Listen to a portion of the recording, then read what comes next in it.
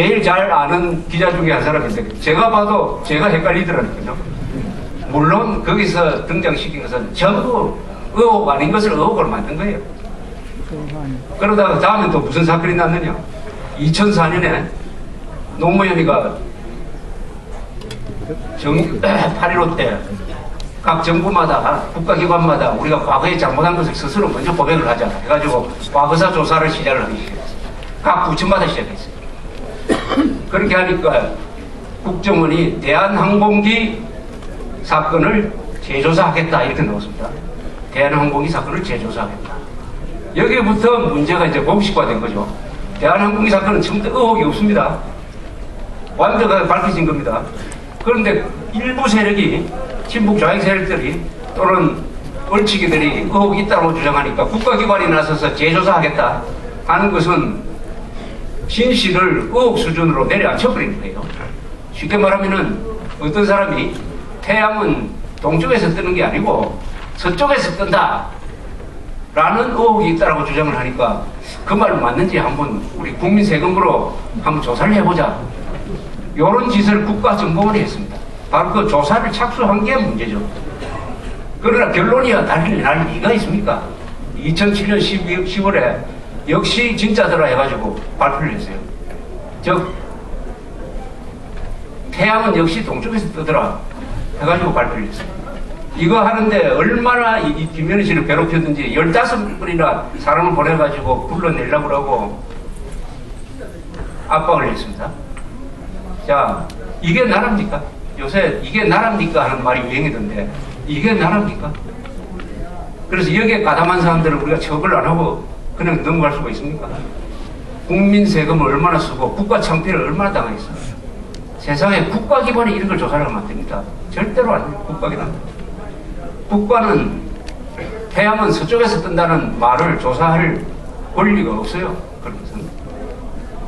더 웃기는 일은 그때 2007년 10월에 어마어마한 보고서가 한 100과사진 정도 이런 두툼한 보고서를 발표를 했던 사람이 안병욱이라는 사람인데 국정과거사조사위원회 위원장이라는 사람인데 이 사람이 발표를 하면서 이제는 이 사건 더 거론 안 했으면 좋겠다 해가지고 좀 전에 이야기를 했어요. 그런데 그 사람이 어디로 갔느냐. 진실화해위원회 지금 위원장입니다. 가족들이 그게 국정원 조사에도 불만이 있으니까 진실화해위원회에 또 사건을 넘겼어요. 지금 그 안병욱 위원장이 있는 진실화해위원회가 또 김현희를 지금도 조사를 하고 있습니다. 지금도 조사를 하고 있습니다. 이게 나라냐? 나라냐? 그래서 김현희 청문회를 한나라당이 한다고 하니까 반드시 해야 될 경우에 이런 것을 반드시 짚고 넘어가야 된다. 반드시. 이것은 대한민국이 스스로 국가라는 것을 이제는 증명을 해야 됩니다. 이제는 국가가 아니었어요.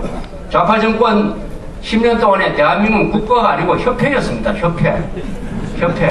이제는 이명박 대통령을 뽑은 이유가 국가를 정상화하라고 뽑은 겁니다.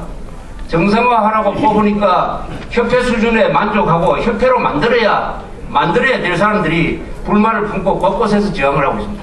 전효옥 여사한테 테러를 하고 쓰레기통도 던지고 경찰관도 패고 하는 이런 짓을 곳곳에서 하고 있습니다.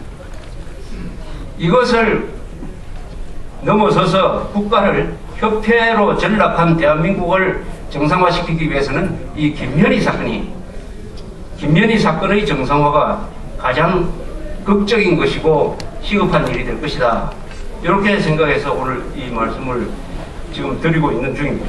그래서 이 김현희 사건은 여러 가지 의미에서 사건 자체도 역사적인 뿐만 아니라 이 여자가 처한 이 오늘날의 위치가 그야말로 비극적이기도 하고 희극적이기도 하고. 그러나 이명박 대통령이 지시를 해가지고 일본과 만나기로 했습니다. 일본 정부가 아소 총리가 이명박 정부한테 감사하다는 이야기를 한 2번쯤 했습니다. 이걸 통해서 이제는 납북자 문제라든지 포로 문제라든지 이런 문제는 한국과 일본이 미국과 손을 잡고 북한을 압박해가지고 공동 대처하자 하는 쪽으로 공동정선이 형성될 수 있는 하나의 계기가 마련되었습니다. 김현희 사건 하나는 우파 정권이 등장했기 때문에 일본 가족과 만날 수 있었고, 한일 관계가 과거보다 좋아졌기 때문에 그런 만남이 이루어질 수가 있었습니다. 이것은 이명박 대통령의 다른 여러 공과가 있지만은 아주 잘한 것이라고 생각을 합니다. 김현희 씨는 제가 만나니까 지난 10년 동안 일어났던 사건 중에서 이승복 사건 아시죠? 나는 공산당이 싫어요 라고 이야기를 했다가 찔려 죽은 이승복 사건의 조작 과정을 보면서 자기한테 하던 것과 똑같은 짓을 했구나 하는 생각을 했다. 이승복 사건을 보니까 그 처지가 이해가 되더라, 이렇게 이야기했습니다. 이승복과 김정일 공통점이 있습니다. 무슨 공통점이냐? 다 김정일이 싫어하는 사람입니다.